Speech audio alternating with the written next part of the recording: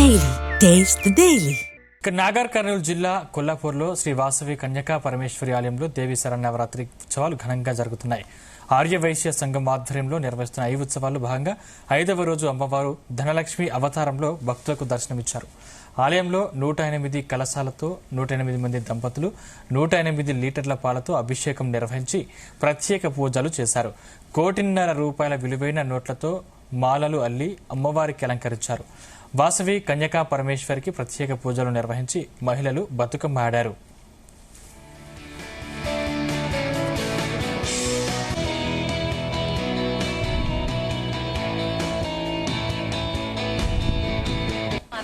Nagar Kurnool district Kollapur పట్టణంలో కన్యకా పరమేశ్వరి టెంపుల్లో నవరాత్రుల ఉత్సవాలు జరుపుకోవడం జరుగుతుంది.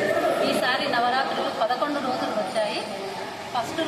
మొదటి రోజు వెండి కవచము, రెండవ రోజు ధనలక్ష్మి అలంకరణ, మూడవ రోజు గజలక్ష్మి అలంకరణ, 4వ రోజు పుష్పాలంకరణ, 5వ రోజు ధనలక్ష్మి అలంకరణ. ఈ రోజు ధనలక్ష్మి అలంకరణ ఉదయము 108 కలశాలతో 108 లీటర్ల పాలతో అమ్మవారికి అభిషేకం చేయడం జరిగింది. ధనలక్ష్మి అలంకరణకు గాను 1,50,00,000 పెట్టడం జరిగింది.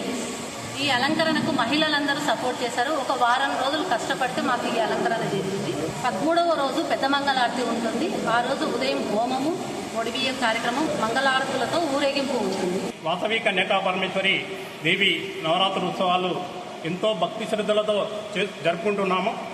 నిర్వహిస్తున్నాము.